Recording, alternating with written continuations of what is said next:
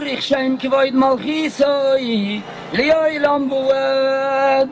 Burich Shem Kvoid Malchisoi, Lioilam Buad.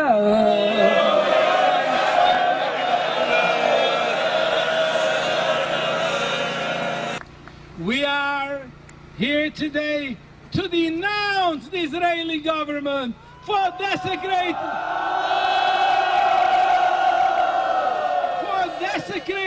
Jewish holy sites. We are here today to condemn the Israeli government for persecuting Orthodox Jews in our holy land.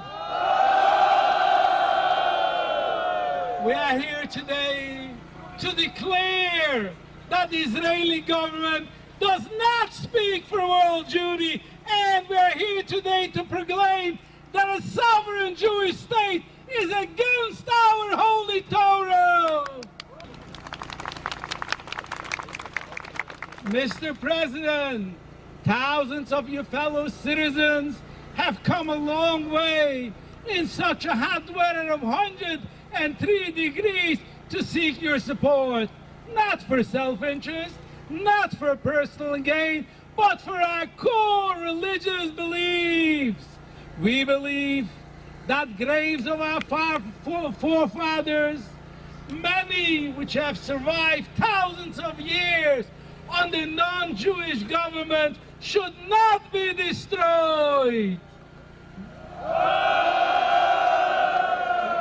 We believe that the final resting place of our grandparents is sacred property, and that must not be disturbed for any purpose. We believe that all people in all countries are entitled to the freedom of speech, and that they have a natural right to speak out for what they believe in and should not be beaten by the Israeli police. We believe that innocent protesters in the so-called democracy should not be arrested, not be thrown into dark cells under subhuman conditions. It is a shame. We believe, like all Americans do, that all people are entitled to the basic human rights, which cannot be taken away by anyone, no matter what the cause. But our guest, Mr. President, even though he makes it sound like he's a democratic leader, he doesn't believe in all of this. The Zionist government does persecute Orthodox Jews. They persecute Orthodox Judaism.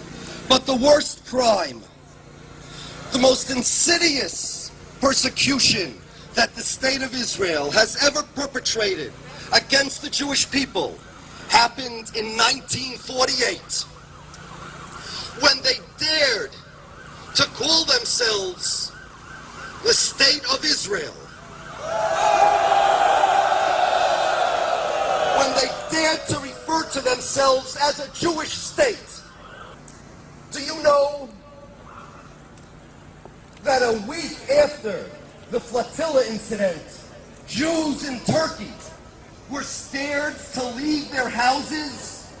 They didn't even go to the synagogue because the local residents of Turkey blamed them and would hold them accountable for the acts of the State of Israel.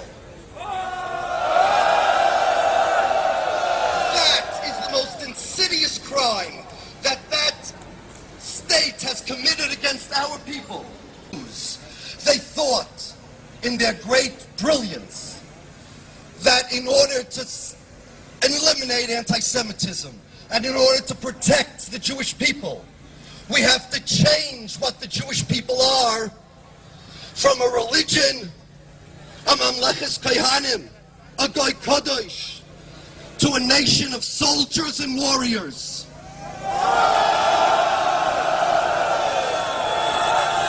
What in the world is a Jewish state? Can you tell me? I know what a Jewish person is.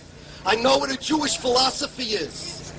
But the adjective Jewish does not accommodate the noun state.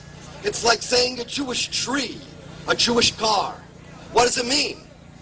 The only way the Zionists were able to create a Jewish state for the noun states to accommodate the adjective Jewish is to change the definition of Jewish.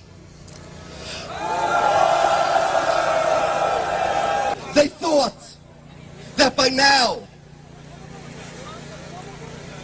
all the Jews in the world, or all that matter anyway, will be remade in their own image, that the world would be at peace with them, that they'd be able to vanquish their enemies with their armies. And now they see that we still live. They see that we are here and we are rapidly expanding, and they see that we raise our voices. They see that they are a failure. And that's why they hate us. This is the greatest crime committed against the Jewish people by the Zionists, the identity theft. We Jews are blamed in the eyes of the world. We are held accountable for the actions of the state of Israel. We need to tell the world that Zionism is not Judaism. We need to tell the world that the state of Israel is not our elected officials. They do not speak in our name. We need to tell the world that that credit card that they're using to do whatever they're doing was stolen from us. We don't want credit for what they do, and we don't want accountability for what they do. And to you, Mr. Netanyahu, do you recognize these words? You should, because this is Judaism, untwisted and undistorted. We will fight until we will triumph, and triumph we will, because you know what, Mr. Netanyahu, we do not fight alone. At our side are generations of Jews. At our side are the 6 million Kedoshim. And at our side is our Rabbeinu Shalom, who has kept us alive for 2,000 years. One of the reasons being is because we were not Zionists. Mr. Netanyahu, you could bring your Air Force and your army to fight us, but we will triumph, because what we have on our side, you are outnumbered.